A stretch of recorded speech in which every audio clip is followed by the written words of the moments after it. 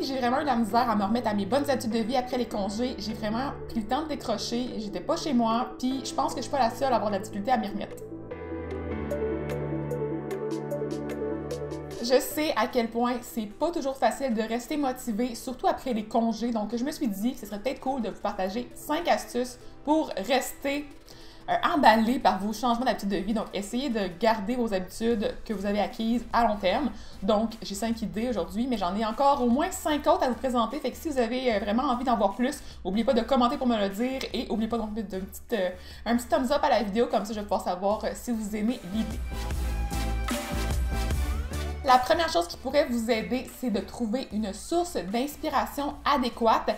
Et là, j'ai dit adéquate parce que je trouve qu'avec l'ère des réseaux sociaux, il y a vraiment plein de sources d'inspiration. C'est sûr qu'on peut suivre plein de gens, des gens qui sont, oui, inspirants, mais, mon Dieu, des fois, il y a des personnes que je trouve pas tellement adéquates à suivre, dans le sens que ils vont partager des trucs qui vont nous remettre en question, puis je pense que c'est pas une bonne chose. Donc moi, ce que j'ai pensé, c'est vous partager des idées de personnes à suivre, autant dans le domaine de l'alimentation, mais aussi dans le domaine du sport.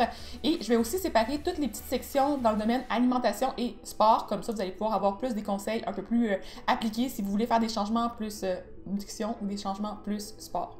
Pour les foodies, je suggère fortement de suivre Looney sur Instagram, qui s'appelle, dans la vraie vie, Caroline.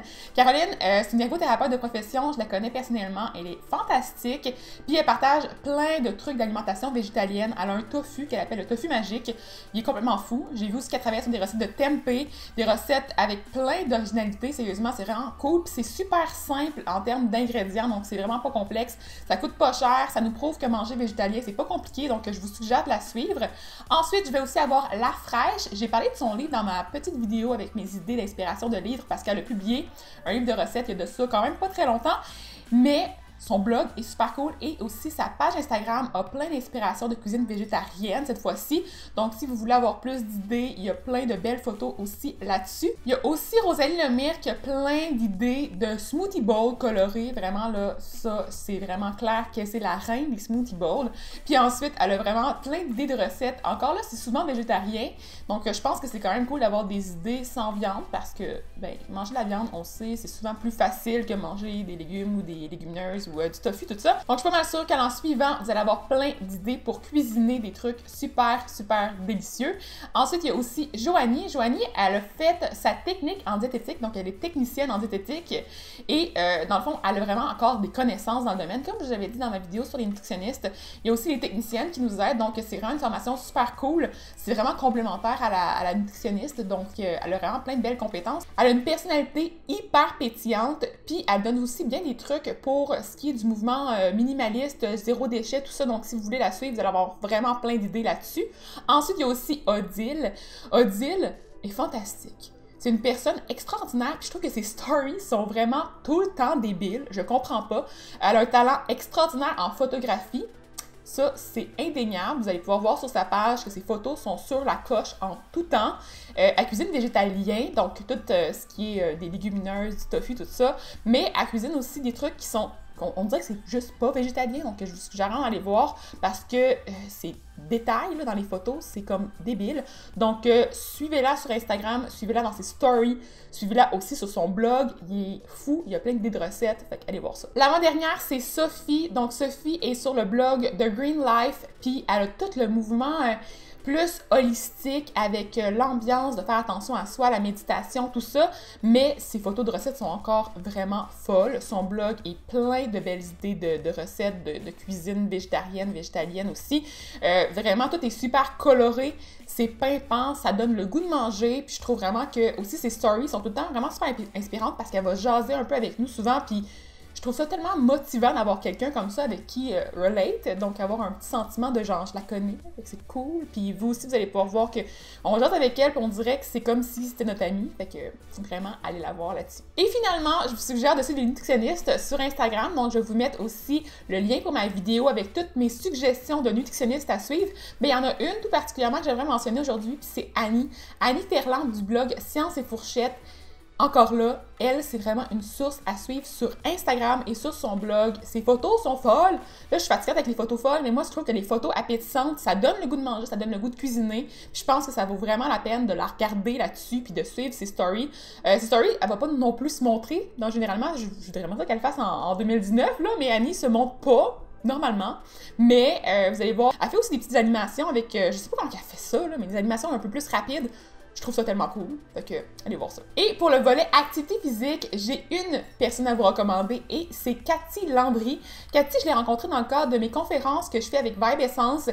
Puis elle est formidable, puis c'est une kinésiologue, donc elle a une formation universitaire dans le domaine, donc elle est vraiment une pro. Donc je vous dis que tant qu'à suivre quelqu'un, je pense que ça vaut la peine d'aller voir quelqu'un qui s'y connaît vraiment dans ce domaine. Puis pour l'activité physique, c'est vraiment la personne à suivre, donc allez voir sa page Instagram. Puis elle offre aussi des activités sportives, donc vous allez pouvoir aller voir les détails. Je vais vous mettre les liens pour son site web aussi en bas pour que vous puissiez aller voir ça. Le deuxième truc pour pouvoir vous aider à vous motiver, c'est que tout est un prétexte pour cuisiner ou pour bouger. Donc pour ce qui est d'alimentation, je vous dirais que mon truc principal, c'est quand j'ai une envie de sucré ou de salé, si vous êtes plus type dans salé, je vous dirais que c'est mieux de cuisiner soi-même les trucs. Comme ça, vous avez le temps de bien réfléchir si vous avez vraiment faim, parce que souvent, quand c'est super, quelque chose de déjà cuisiné, déjà transformé, à portée de main, on va le manger sans même réfléchir si on a vraiment envie de le manger. En cuisinant aussi, ça fait comme l'implication supplémentaire que oui, on peut choisir les ingrédients qu'on met dans la recette, mais on peut aussi prendre le temps de bien déguster, de choisir quelque chose qui nous plaît réellement, donc mettre les ingrédients qui nous donnent envie. Donc si tu as envie de chocolat, ben tu mets du chocolat. Si tu as envie de raisin, tu mets des raisins. Si tu as envie de pommes cannelle, peu importe, vous choisissez vraiment ce que vous avez envie de manger. Puis le genre de recette que je veux faire quand j'ai la dent sucrée, puis que j'ai vraiment envie de manger un petit quelque chose de rapide, c'est par exemple des boules d'énergie, les galettes sont aussi quelque chose que je mange assez souvent. Je me fais aussi des petites barres, ou sinon, vous pouvez faire des croustades aux fruits avec les fruits qui sont un peu plus vieux. Ça, c'est des idées rapides qui fonctionnent toujours. Autre chose que je fais, c'est que quand je trouve des vieux aliments dans le fond de mon frigo, puis que je me dis « Ah, ça serait peut-être dû pour être jeté, mais ça marcherait encore peut-être dans une recette », mais je le cuisine tout de suite. Comme ça, ben, je me sauve la vie un peu pour d'autres repas dans la semaine. Bon, j'ai mangé rapidement parce que souvent, quand c'est plus passé date, on peut pas non plus attendre trop longtemps avant de le manger. Mais je peux me faire, par exemple, un potage vide frigo super cool. Je peux faire un gratin de légumes avec mes légumes de fond de frigo. Je peux me faire une sauce tomate ou une sauce blanche dans laquelle je vais intégrer tous mes légumes dedans. Je peux les réduire en purée aussi s'ils sont vraiment pas beaux. Donc, je peux me faire comme une sauce blanche avec, par exemple, du chou-fleur qui est un peu plus poké. Vous le mettez dedans en purée, puis ça fait une sauce super bonne puis plein de bons nutriments. Et ce que j'aime aussi c'est faire du meal prep que j'appelle graduel. Donc, pas s'imposer une journée de meal prep, tout faire la même journée parce que souvent, c'est décourageant un peu. Mais ça m'arrive de faire, par exemple, un soir, j'ai envie ou j'ai le temps de faire un petit repas de plus, ben je vais le faire. Donc, je vais faire plus de portions. Ou je pourrais, par exemple, si j'ai un temps libre, faire pré-cuire du quinoa, faire pré-cuire du riz brun, me faire une sauce pour mettre sur un bout de bowl, sur un bol repas, me faire une vinaigrette pour mes salades, me faire de quoi de rapide à manger. Comme ça m'aide à vraiment avoir une préparation plus rapide les jours de semaine quand ça me tente pas de cuisiner. Puis c'est moins lourd que de faire un vrai gros meal prep. D'ailleurs, j'ai plein de vidéos de meal prep avec des millions d'idées de marinades, de trucs à faire, des hummus, vraiment plein de suggestions. Donc allez voir ça. Je pense même que je vais vous faire une playlist pour pouvoir voir tout ça. Et pour l'activité physique, tout est un prétexte pour bouger, comme je vous ai dit. Par exemple, vous pouvez sortir dehors, point. Donc, vous vous dites, man, j'ai rien à faire là, je sais pas trop quoi faire, faudrait que je prenne une pause d'études, une pause de peu importe. Ben, prenez vos manteaux, habillez-vous, allez dehors. Faites juste vous dire, regarde, je vais dehors. Qu'est-ce que je peux faire? Des fois, on va marcher jusqu'au coin de la rue, c'est déjà ça. Des fois, on peut aller au parc, regarder les gens, on peut aller se promener, faire des tours de rue, faire des... Peu importe, aller dans une boutique. Et des fois, c'est juste se promener, flâner, prendre la bus, aller à l'autre bout, revenir, aller chercher un pain à la boulangerie, aller chercher une petite gâterie quelque part. Vraiment, je pense que tout est un prétexte pour bouger, comme je vous ai dit. Vous pouvez prendre aussi la bus. Quand vous la prenez, ben c'est sûr que les transports en commun, ça nous oblige à marcher un peu plus. Vous pouvez sortir une sortie plus tôt pour pouvoir marcher un peu plus. Vous pouvez prendre les escaliers dans le métro, ça aide aussi beaucoup. Vous pouvez en profiter pour peut-être même marcher pour aller au gym si c'est assez proche de chez vous ou prendre un Bixi. Les Bixi, c'est d'ailleurs vraiment une super bonne idée quand la température va revenir un peu plus adéquate. Je vous suggère de prendre un abonnement, même si vous ne pensez pas l'utiliser tout le temps. Des fois, prendre un abonnement comme ça vous aide à être un peu plus actif. Des fois, on a des commissions à faire si vous habitez à Montréal d'ailleurs, parce que sinon, ça ne marchera pas un Bixi en dehors de Montréal. Mais je vous suggère vraiment d'en essayer un. Comme ça nous force à bouger un peu plus. Puis en même temps, c'est une activité super cool à faire, même quand on a juste rien à faire une journée. On peut aller faire un petit tour de Bixi autour du quartier, découvrir des maisons, observer les gens. C'est bien le fun. Truc numéro 3, c'est essayer de vous fixer des objectifs qui sont réalistes. Parce que souvent, on a tendance à se mettre des trucs vraiment trop extrêmes, des choses qui sont inatteignables, qu'on se dit, ben, ça va être lourd, ça va être dur, blablabla. Puis là, si je vais commencer demain, puis finalement, on commence pas parce que c'est trop dur, puis quand on abandonne tout d'un coup. Donc, je vous suggère de faire des petits pas, puis finalement, éventuellement, se rendre dans la bonne direction. Je pense que c'est mieux de réussir de le faire comme ça que d'essayer de faire de quoi de trop drastique, puis finalement abandonner. En alimentation, des petits trucs du genre manger une portion de plus de légumes dans mes repas principaux ou peut-être même prendre 5 à 10 minutes de plus pour déguster mon repas quand je le mange ou ma collation, parce que souvent on a tendance à manger assez rapidement dans la vie, fait que je vous dirais que ça c'est des trucs de base. Puis j'ai aussi fait une série avec des idées de défis, ça fait un bon petit bout de ça, là, mais il y a plein d'autres suggestions de trucs que vous pourriez essayer. Par exemple, manger plus de tofu, manger du poisson, manger justement plus de légumes, essayer de suivre vos sentiments de faim et de satiété, fait qu'il y a vraiment plein d'astuces plus concrètes là-dedans, fait que je vais vous mettre aussi la playlist en bas. Pour ce qui est des entraînements, je vous suggère de commencer avec moins d'intensité parce qu'après avoir pris une pause, c'est clair que vous allez avoir moins de capacité physique. Donc, allez-y avec moins de répétitions, moins de sets et moins de poids.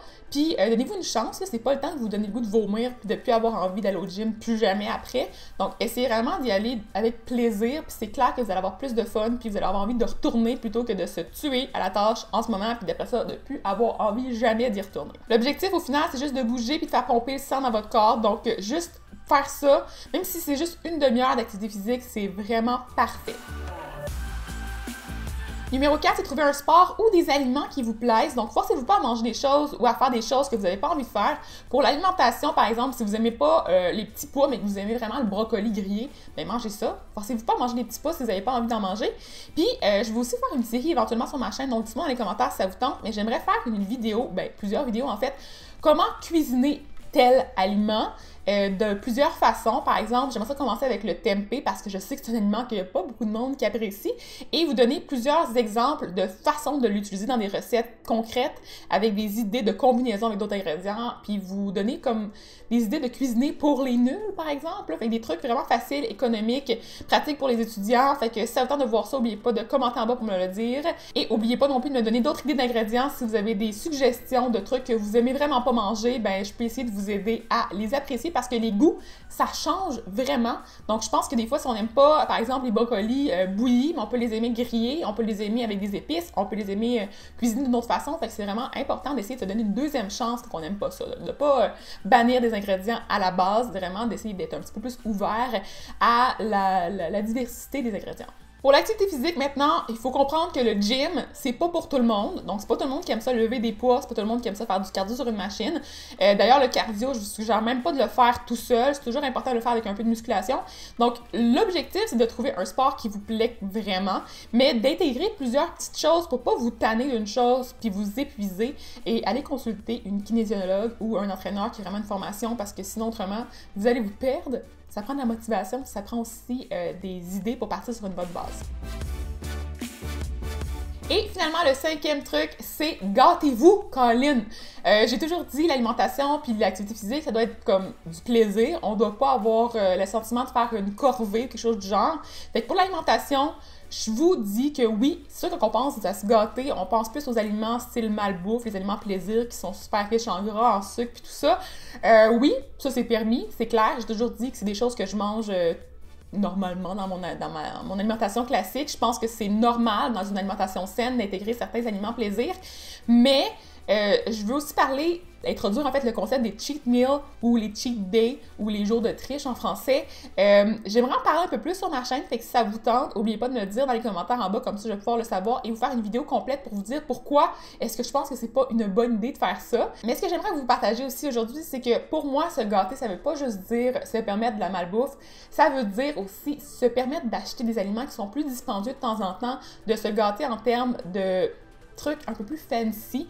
Dans les aliments frais, moi je pense par exemple aux petits fruits. J'en achète pas si souvent parce que c'est cher, mais mon Dieu que c'est bon, ça fait du plaisir au moral. Des pains de boulangerie par exemple, des fruits de mer, des poissons. Puis pour les aliments qui sont non périssables, je pense par exemple aux noix, ça coûte assez cher. Les graines et les graines de chia par exemple, c'est un peu plus dispendieux, mais c'est si bon pour la santé. Je pense aussi au chocolat fin, les moutardes qui sont spéciales, les produits du Québec qui sont un peu plus dispendieux par exemple, mais qui sont tellement meilleurs. Le granola, le sirop d'érable. Puis il y a aussi les services d'abonnement en boîte. Donc, si vous n'avez vraiment pas envie d'aller à l'épicerie, vous pouvez opter pour ces boîtes-là qui sont super pratiques. Je voudrais en tester quelques-unes et peut-être même vous partager ça dans une vidéo, fait que ça vous tente encore là.